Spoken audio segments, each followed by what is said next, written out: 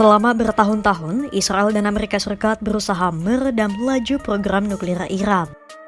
Mereka khawatir Iran akan mengembangkan senjata nuklir. Sejumlah upaya telah dilakukan Israel untuk menyabotase program nuklir Iran. Upaya terbaru dilakukan pada 13 Juni 2025 ketika Israel menyerang sejumlah fasilitas nuklir, militer, pejabat militer, dan ilmuwan nuklir Iran. Tak hanya Israel, Amerika Serikat juga sudah melakukan sejumlah upaya diplomasi untuk menahan perkembangan nuklir Iran.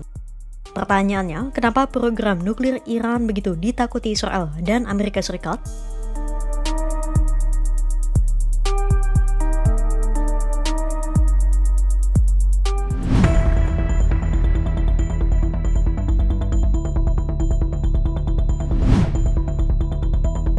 Sebelumnya, mari menilik lebih dulu sejarah kemunculan program nuklir Iran. Kembali ke tahun 1957. Saat itu, Iran masih berbentuk monarki dan dipimpin oleh seorang raja yang disebut sebagai Shah Iran. Shah Iran saat itu adalah Mohammad Reza Pahlavi yang naik tahta pada 1941. Saat itu Muhammad Reza Pahlavi memiliki kedekatan dan menjalin persahabatan dengan Amerika Serikat dan Sekutu Barat termasuk Israel. Karena menerima dukungan Amerika Serikat, Mohammad Reza Pahlavi kemudian meluncurkan program nuklir Iran bersama Sekutu Barat itu.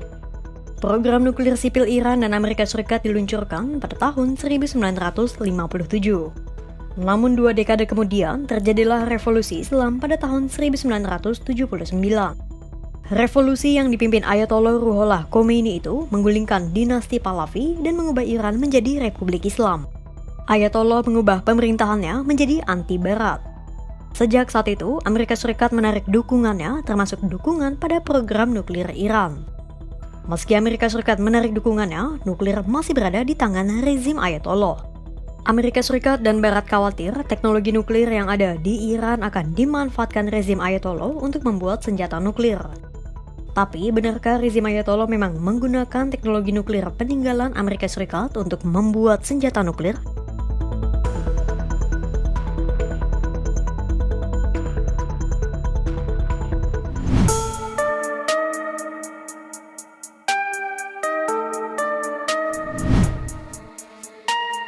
Menjawab kecurigaan akan niat Iran membuat senjata nuklir, kita perlu mengetahui terlebih dahulu apa itu elemen penting dalam membuat senjata nuklir. Elemen terpenting dalam pembuatan senjata nuklir adalah uranium.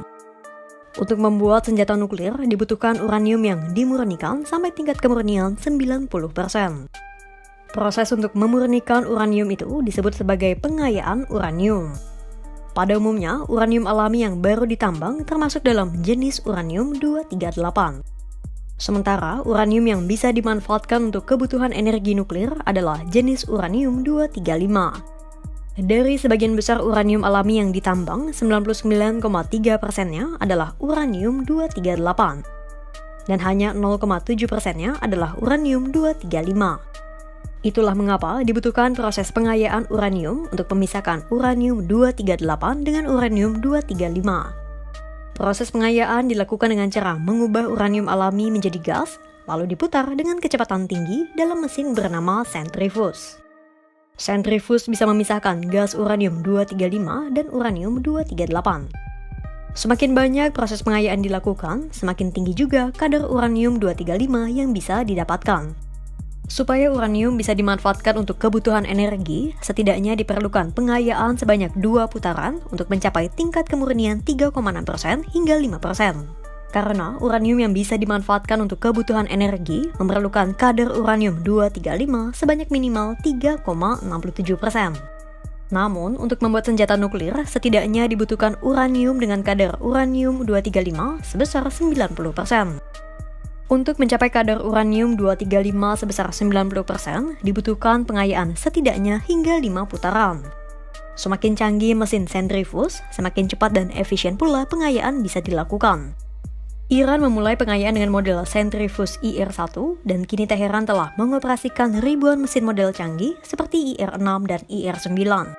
Pertanyaannya sekarang, sejauh mana proses pengayaan uranium yang sudah dilakukan Iran?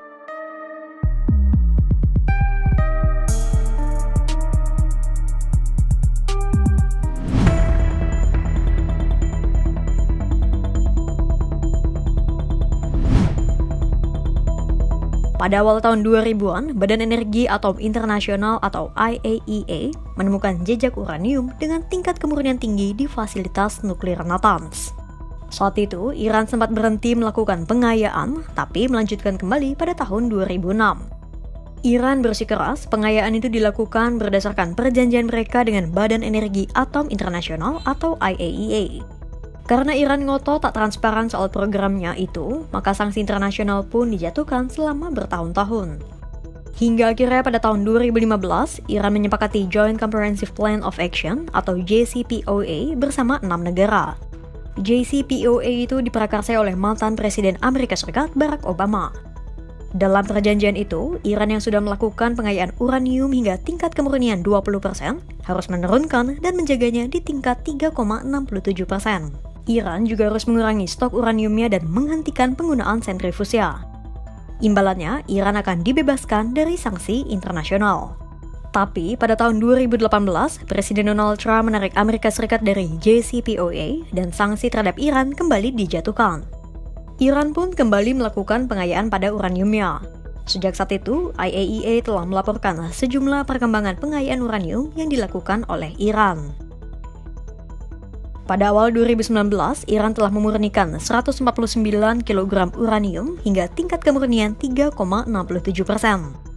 Lalu sepanjang 2019, 213 kg uranium diperkaya hingga 3,67% dan 160 kg uranium diperkaya sampai 4,5%. Setahun kemudian pada 2020, tingkat pengayaan uranium dengan kadar kemurnian 4,5% melonjak drastis volumenya hingga 2,2 ton.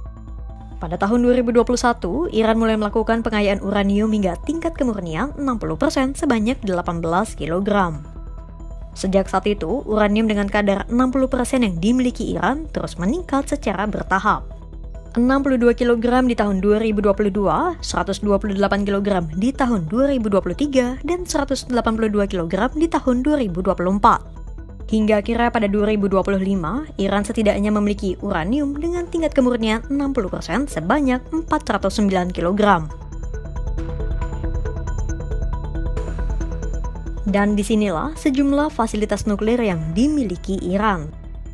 Iran melakukan pengayaan di 2 fasilitas nuklir yang sangat dilindungi dan terkubur di bawah tanah, yakni di Natanz dan Fordo. Kenapa di bawah tanah? Karena kalau di permukaan, Iran khawatir Amerika Serikat dan Israel akan menghancurkan fasilitas nuklir mereka, sama seperti ketika Israel menghancurkan fasilitas nuklir Irak pada tahun 1981 dengan jet tempur F-15 dan F-16. Pendeknya, kemajuan pesat pengayaan uranium Iran itulah yang membuat Amerika Serikat dan Israel ketar-ketir. Amerika Serikat dan Israel khawatir Iran akan melakukan pengayaan uranium hingga 90% untuk membuat senjata nuklir. Namun yang perlu digarisbawahi adalah, meski kecepatan pengayaan uranium Iran berjalan pesat, IAEA tidak pernah menyatakan bahwa Iran tengah membuat senjata nuklir. Untuk membuat senjata nuklir pun tidak cukup hanya memperkaya uranium. Diperlukan hulu ledak nuklir dan rudal untuk meluncurkannya. Iran pun berulang kali menegaskan pengayaan nuklir yang dilakukannya selalu bertujuan untuk kebutuhan sipil. Tidak pernah ada bukti yang menunjukkan bahwa Iran sedang mengembangkan senjata nuklir. Tapi tanpa bukti yang valid, Israel tetap meluncurkan serangannya ke sejumlah fasilitas nuklir Iran pada 13 Juni 2025. Seberapa besar dampak kerusakan pada fasilitas nuklir Iran?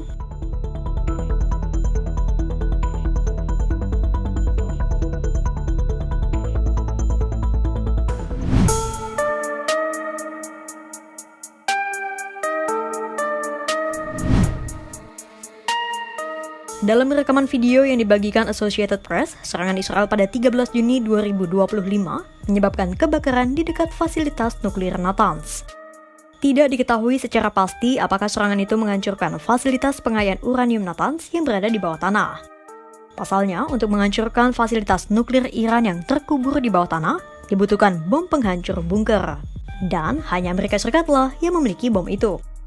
Sementara Amerika Serikat memiliki kebijakan yang dipegang selama bertahun-tahun untuk tidak memberikan senjata itu kepada Israel. Presiden Donald Trump pun tidak mengizinkan pemberian senjata itu kepada Israel. Akhirnya, Israel memutar otak dengan melakukan berbagai upaya serangan, salah satunya adalah dengan menembak artileri ke arah fasilitas nuklir Natanz yang ada di permukaan. Walau demikian, belum dikonfirmasi pasti apakah serangan Israel itu efektif menghancurkan fasilitas pengayaan uranium Iran atau tidak. Israel juga mengerahkan sejumlah serangan ke situs nuklir Iran yang ada di Teheran. Dalam serangan di Teheran, Israel menewaskan sejumlah ilmuwan nuklir dan pejabat militer Iran. Selain di Teheran dan Natanz, Israel juga mengerahkan serangan di wilayah lainnya.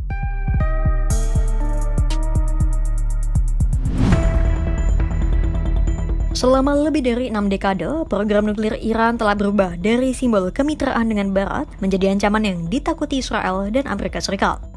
Perkembangan pesat teknologi pengayaan uranium Iran yang kini mencapai tingkat 60% telah memicu kepanikan Israel. Walau belum ada bukti valid bahwa Iran sedang membuat senjata nuklir, Israel tetap melancarkan serangan militer yang memicu eskalasi lebih luas pada Juni 2025. Dan disinilah pertaruhan besarnya berada. Apakah serangan Israel benar-benar bisa menghentikan ambisi nuklir Iran? Atau justru memicu babak baru konflik global yang lebih berbahaya? Simak terus perkembangannya hanya di kanal YouTube Kompas.com.